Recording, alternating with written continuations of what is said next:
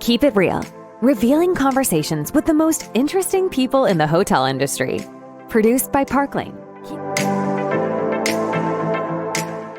How do you do? My name is Alan Young, and I'm pleased to be part of the Parkling podcast today. We're very, very lucky to have a very special guest from Great Wolf Resorts. Jaime, Risch, welcome to the show. Thank you.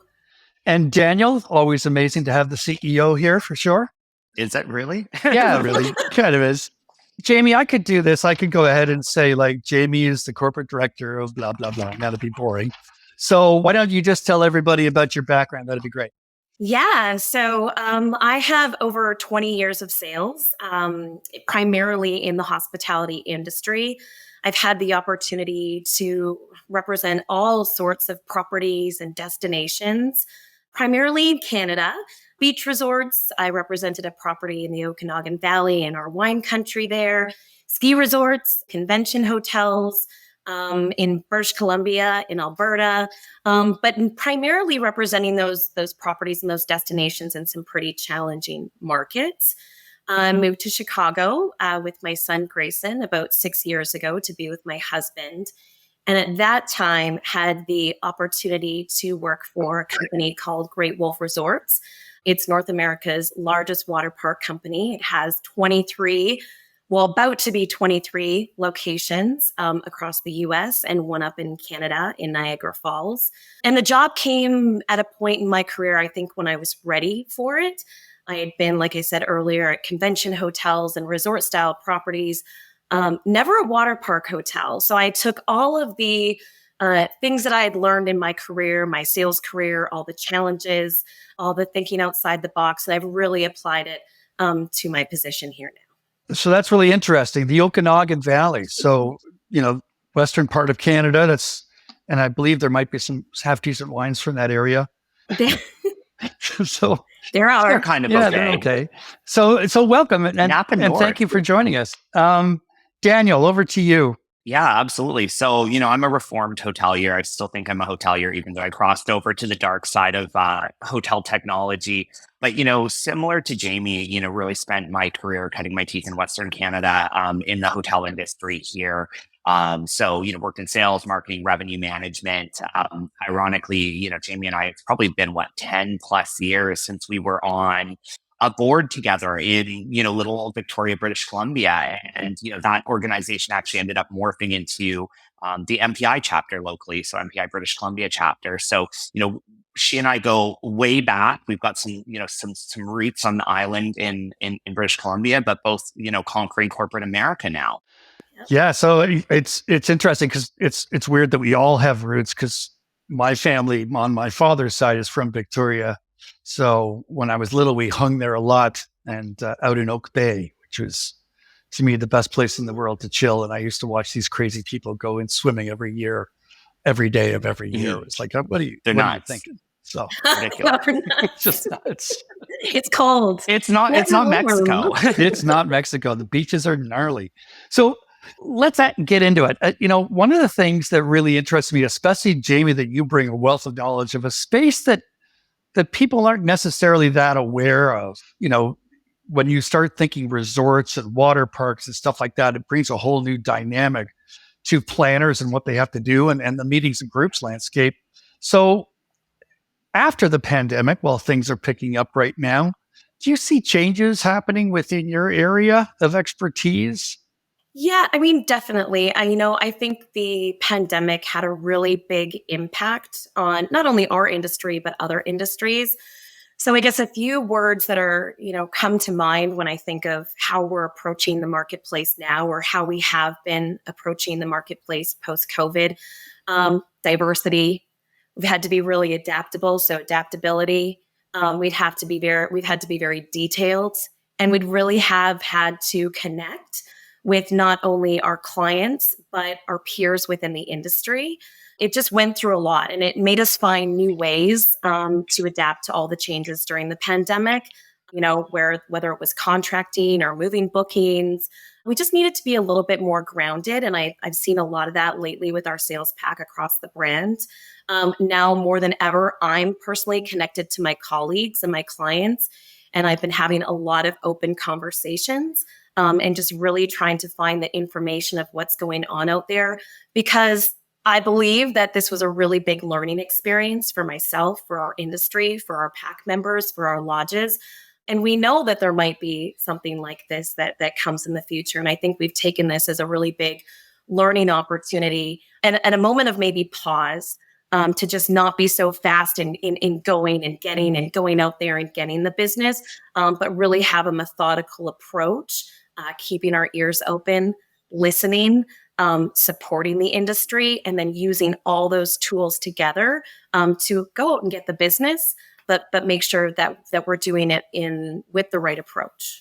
And that's a great way to put it. The right approach is, in the past, we've always just gone after the business and book it and let's get on to the next. So, having a much more rationalized viewpoint of the business is incredibly important. Daniel, I know you and I've been conversing a little bit this week, and you're traveling yet again to the East Coast this time. Are you hearing the same thing from folks that you're meeting up with? Yeah, absolutely. I think that the human element of the relationship between the buyer and the supplier, the planner and the venue or the hotel, I think that really got put into catapulted into the spotlight, in the pandemic. But I think it's sort of going to stay in the spotlight now that we're out of it, because the partnerships that we had to have as hoteliers with our buyers, with our planners, we had to work through challenges we never used to work through, right? Once you've renegotiated attrition clauses multiple times, once you've moved a piece of group business multiple times, once you've, cried together, I think you think about those challenges that we went through as business partners. There are hotels that, are going to be glued at the hip with their planners because of the fact that, people like Jaime put the relationship first. And, as hard as it is, we all have asset owners, we all have financial stakeholders. But I think that the people who really leaned into the relationship and really built that spirit of partnership, those are some really sticky relationships coming out. And I think that, the properties that sort of looked at it and said, hey, this is a black and white legalese of it, probably are at a disadvantage now. And I think that, for properties where, you had the consistency of relationship through, I know with say Caesars Entertainment, for example, I think they kept a lot of their sales team through that period so that, even though you're not necessarily going out and generating net new business, you're still maintaining open dialogue with your customer and understanding where they're at. And so as that customer is ready to come back and meet again and bring programs back into the field, those doors are already open. It's an interesting point, and I think that we all have to kind of be adaptable and adapt to what's going on in the market. There was a research report that was released last night. It's a bit of a curveball for you both, but there was a research report that was released last night about the fact that people are just substantially more on edge than they have been almost ever before, because you actually have a mass mental challenge event that everybody's gone through, right? And people deal with it in different ways. I live in Barrie, Ontario, where it's predominantly pickup trucks and people that play hockey outside of Toronto, and I drive a turquoise Prius. So every once in a while, I'll get flipped off just because of the type of car I drive nowadays, which is a little bit new. I think you're woke then. Are you woke? I think so. But people in my town might not necessarily see that, but prior to that would have never happened. So people are a little bit different. Yeah. Jaime, are you seeing your interactions with people kind of different than they were pre-pandemic? Do you see, even with new folks that you're dealing with, that you have to tread a little bit more lightly or be more cognizant that other people are facing challenges themselves? Yeah, I think not even just as it relates to, my clients. I believe people in general, I am taking the same approach I think I always have, but just a bit gentler. My ears have opened a little bit more. I'm a little bit more aware of something, if something's going on. I'm asking more questions in both my personal life and my professional life to try to get a better understanding. I'm trying to be supportive any way that I can. It doesn't always mean a business contract is why I'm being supportive or why I'm listening. I think I've developed some really strong, and going back to what Daniel said earlier, I went through a lot with my clients. These are clients that, I was working with them before. I had a solid relationship, but then we went through the pandemic together and we didn't really know what was going on. And we had some meaningful conversations. And I didn't necessarily cry like Daniel did, but I mean, I was on the verge of tears a couple of times. So I think now the approach is just a little softer, a little kinder. I do notice people are a little bit more hesitant to make those big decisions or book those contracts 3, 4, 5 years out. They're taking a little bit more of a, cautionary approach to that of what happens if this happens again. There's a lot of volatility that we've just experienced in the market. We really don't know what's going to be happening in the next couple of years. Nobody does. We can have an educated guess. So I think those are the things that I've really seen, but I'm okay with it. I like the connections that I have, and I like that we're having more of these types of conversations. I think it's good for everybody and everybody's mental health and the way we're conducting business these days. So it was hard that we had to go through such a challenging time to be where we are, and people are maybe a little bit more hesitant. I wouldn't say on edge, just they're a little bit more methodical in their approach, but I think it's having some really positive outcomes and impacts on our industry. What do you think, Daniel? I know with your tough exterior, but once you shed that, what do you think? I think there is still, we're still dealing with some macro factors too that I think are, kind of like not necessarily pandemic hangover, but they're influencing people's state of mind. We're looking at sort of the global economic situation, maybe, things like that, a conflict around the world. There's all these sort of things that are still out there that I think while they may not directly affect whether a planner books with Great Wolf Lodge or not, they are in people's headspace. It's in the news, it's in the media. You open up Instagram, it's going to pop up for you, right? And I think that it creates noise or clutter that, maybe you're engaging and maybe not. But I think all of these little things add up to, a vibration that does affect people's ability to make decisions, or, it does create some level of pause. And I think that also too for customers right now, you're in this weird, buyers are in a weird squeeze. Lead volume is getting back to normal really, really quickly. And people want to gather, see, as I do it in my company. Like, look, I mean, we're traveling 6.5 out of 7 days right now to be in the face of customers because that's what's motivating our business. And I don't think that's dissimilar across other verticals. And so as different industries are really coming back and going, we want to get back on the road. We want to see our customers.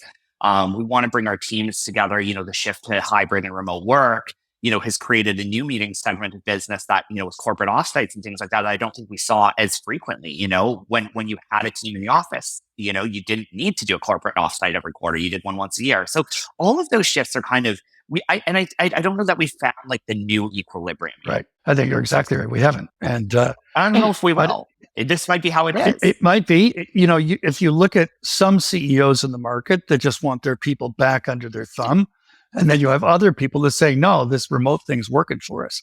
But there's always going to be an ebb and flow to what's going on globally that may have an impact on that.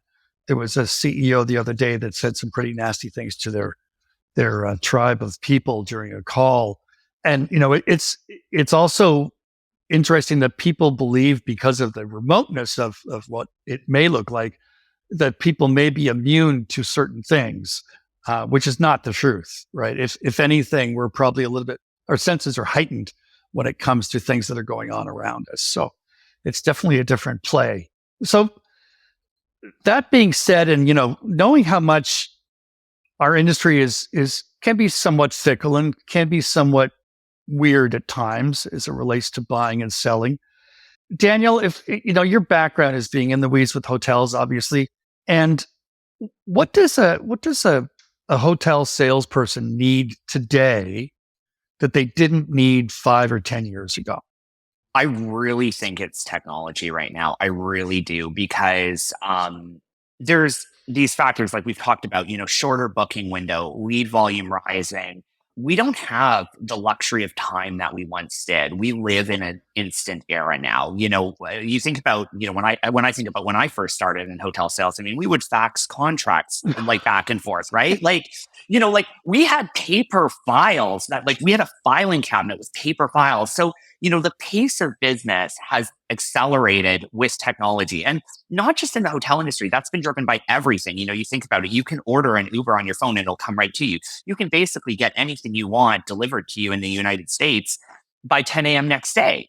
So, that is the expectation of consumers in their everyday life. And that transcends and, comes into what it is that we're doing. And I think that combine that with the fact that, talent pool, the labor situation just in general, it doesn't matter whether you're talking hotel sales offices, housekeeping, front office, or just Target, there's not enough people. I don't know where that went, but there's not enough people anymore. So you have, business volume being high, customer expectations, they wanted things yesterday. And then, you don't have enough people. So, technology is really, I think, the only way that we can, move forward, because we can automate some of those time consuming things that are bogging us down. And, you think about what people are doing. I was having a conversation. I'm on the HSMAI Las Vegas advisory board. And I was having a conversation with one of the partners on the board. And, she was telling me how she's using Alexa to tell her kids, like, hey, remember to grab your backpack. You should eat an apple. And I'm like, wow, this is like parenting on autopilot with Alexa now. I don't have children. So for me, I was like, this is insane. And she's like, before I travel on business, I program the Alexa and I give them different reminders and tell Alexa to do it at different times of day. And I was like, this is insane. But this is an example of how technology can impact you in real life. And, I'm sure she's saving a lot of time, having to nag her kids to make sure they take their sports kit to gym class on Tuesdays, Alexa, nag my children. Yeah. I need to adopt Alexa, check availability at Great Wolf. So Jamie, what do you think? Do people need different levels of expertise and different, personal attributes to be selling today versus where they were 5 or 10 years ago?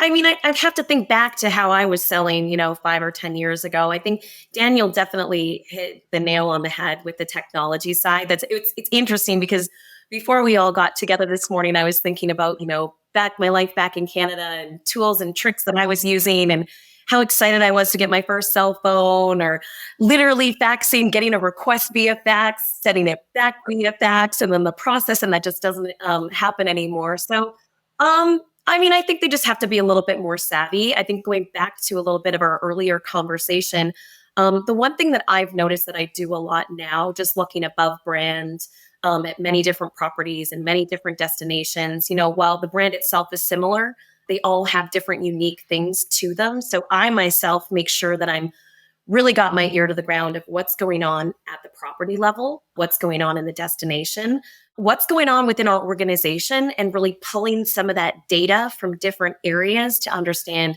buying behavior, personalization, what I can lean into, what I need to sort of try to understand what's going on now to help predict potentially what's going to be going on in the future. So I think that's really the biggest area that sort of differs for me. I was a little more siloed in my thought and my approach earlier. And now because there's been such a change, and as Daniel mentioned, there's so much information out there and you're bombarded by it, you almost have to remove yourself for a moment and think, where am I getting my information from? Who do I need to talk to? And how can I utilize that information to decide where I'm going next? Right. So I think that's probably the biggest. And I think there's one other thing to this too. And I think, Jamie, I don't know if this is a conversation I was having with you or someone else, but, I also think planners are looking at they're not just looking at your comp set anymore too. And I think this is something that's changed a lot, is like, they might look at a Grey Wolf Lodge because it offers something experiential for their people.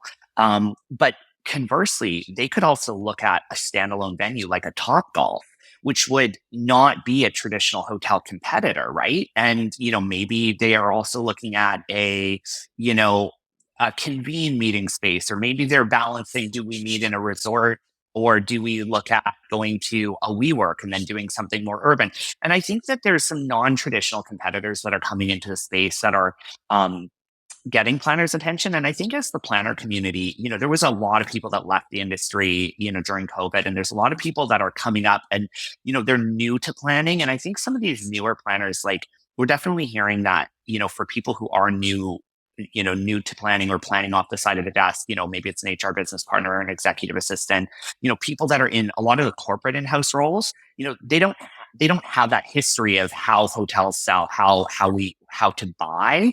And I do think that's creating a need for hoteliers to, really start to educate these buyers more so. And I think for, someone like Jaime, who's got a tremendous amount of experience, you can help handhold them and, invest that time in that relationship and help elevate what it is that they're doing. But there is an education piece that I think we're seeing a lot more too, than maybe we did before. So, Jaime, you brought up a word it's kind of my arch nemesis, which is personalization. Oh no! So, back in the mid 90s, I was part of a group that we developed XML messages for the travel industry at large to communicate through a myriad of different distribution channels, whether it's car rental, hotels, distribution channels, et cetera, et cetera. And there was a field in there, obviously, for personalization. But where are we in relation to true adoption of personalization technologies and the application of what that can drive for a hotel in order to enhance the engagement or experience with the guest? So it's funny you ask this question because I was just in a meeting yesterday with one of our technology partners, and personalization was a big part of the conversation. I believe it is something that can be truly achieved. To what degree of achievement? But I also feel like it's something that's ever evolving in our industry and other industries. I know every day I'm bombarded with people trying to personalize their messages towards me, or when I'm shopping or going online. So I think it's an important thing. People like to feel heard and understood. And in order to do that, that develops those connections right away. Hey, this brand gets me. Hey, this person gets me. Hey, they really took time to listen to what's important to me, what I drive, or, how many kids I have, or do they have pets? So I think we've always been, a part of, and especially in the sales and hospitality world, some form of personalization. And I think it is evolving. We're getting a little bit more data, and we have the opportunity now to collect that data on our clients and put it together in a plan. And I think people feel more of a connection, as I alluded to earlier, when they know that they're being heard, when they know that the person that they're working with or the brand that they're working with understands their needs, who they are, what's important to them, and it just helps to strengthen that partnership. So I don't know if we'll ever reach the pinnacle of it being completely personalized. I think it's an area that's ever evolving. I think it's a part of different processes, from the initial connection with clients to the sales process to the actual meeting process. And then again, the follow-up. Personalization is key during that follow-up. You've had all this opportunity to get to know this client or their business, and you use that information to let them know that you're going to be there for them in the future. So I like it. I'm excited about it. I think there's a lot more growth and opportunity with it, but I think it's a key way to marry human interaction and technological interaction to help elevate, our industry. What about you, Daniel? Think it's going to work? Yeah, I kind of do. I mean, given where I'm sitting today, I'm kind of hedging that. No offense, Alan, but we're kind of deep in this right now, and you're with me on, and you're with me on this. I definitely see personalization has gone beyond a nice to have. I think it is going to, if it is not already an expectation of many customers, I think it is going to soon become one. You think about some of the brands outside of the hospitality industry that do an amazing job of personalization. I mean, not to harp on about Uber, but I got in an Uber at the Seattle Tacoma Airport yesterday, and I was going into downtown Seattle, and Uber asked me, did I want to reserve a pickup back to the airport? I was barely in my Uber to leave the airport, and it's already asking me, do you need your return journey? So, we're spoon feeding it to consumers outside the hospitality industry, and I think that sets the bar for consumer expectation. I think one of the things that kind of, we're hamstrung as an industry because we have a lot more legacy backend technology than I think other companies do or other industries do. And that I think does hamper our ability to implement and go the distance sometimes. We have a tremendous amount of customer data, but it's very, very siloed. There's a lot of legacy technology that probably needs some substantial reinvestment. And I think that over the years, we haven't necessarily reinvested quickly enough. So we're kind of as an industry playing catch up. I think some verticals have done a good job of investing, nominally over time. So they're staying current from year 1 to year 2 to year 3 to year 4. But I think about hotels, and there's many hotels out there today that they're still on let's say not to pick on PMS, but they're on a PMS product that they purchased as capital expenditure 15 years ago. And the idea of migrating into a SaaS model and being in the cloud, they're still trying to get over the fact that they paid 7 figures for that thing years ago and it's at end of life and they've got nothing left to show for it in a sense. And so that is a hard, I think that's a hardship that we're still trying to knock down. It still works though. It still works. If it works, I'm leaving. It still works. That's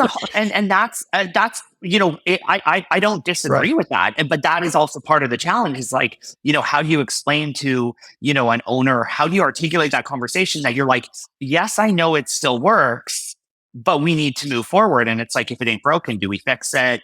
So I think those, there's valid and rational arguments there. Oh yeah. And, in order to fix it, we had a whole bunch of intermediaries that went in there, and technological intermediaries that tried to fix it for us, right? And, transposing messages, doing all that fantastic stuff. But still, at the end of the day, it's a dog's breakfast is a dog's breakfast, no matter how you shake it. And the industry does need to get up. And to that point, we live in a world right now where instant gratification is outside our door or knocking on our door. So hotel guests and people that frequent, locations or regions or, exhibitions or activities, they all want that same kind of environment, which is, it's going to be crazy to see how that moves forward. So Daniel, you've just gotten back from the East Coast. You're now on the West Coast. Is there any difference to how people buy or manage their businesses? And this is a very North American centric question. But you always hear about, different pockets of the US and Canada for that matter, that just kind of will adopt things a little bit more easily. Or do you see that as a difference? I don't know that I see it as an adoption difference per se, but I definitely see it as you see changes in business style and work style. I think that, definitely in the Northeast, the pace of business generally is very quick. I think there's a real push to be, back in the offices. You're seeing that much more. Even talking to, I'm talking with hoteliers, but hoteliers are sharing that their buyers, the corporate clients are pushed back into the offices. I think I see less people working remotely in hotel roles in that area. I definitely feel like, if you look at like, say, the Southwest or the Pacific Northwest, you see a little bit more, we're a little bit more relaxed out here. And I think that, it also too, I think varies on, where part of that, I think is varying based on the business volume too, that different, hotels are seeing. The New York market feels like it's coming back really, really strong right now. And I feel like, from talking to hoteliers in that marketplace, it was soft. And then it was like, bam, here it is. And I think that for them, we were with a hotelier the other day and, they're pulling, 12, 15, 14-hour days just to get through. And so we don't have a lot of lead time to get back to that. But I definitely think there are some cultural differences, even just across America, in the way we do business. People will book a meeting for 30 minutes and it's straight to the point in New York where, I'm in Arizona and, we're going to have a long coffee and sit in the sun, at the golf club for a minute and, have that luxury. So it does vary a little bit. Sure. And then, Jaime, from your side of the equation, what are the planners or the guests? Do you see a massive amount of difference, or are you pulling from everywhere for all of your resorts? Yeah, I mean, we are pulling from everywhere for all our resorts. Ideally, we would like to sort of keep it within the brand. So again, I allude back to what I said earlier. We look for anomalies. who's meeting where, how are they meeting, what's the group size, are they a national organization, are they a regionally focused organization, what does it look like, can we possibly get them to another property. I just want to go back to Sure. what you guys were saying about the change in the workplace.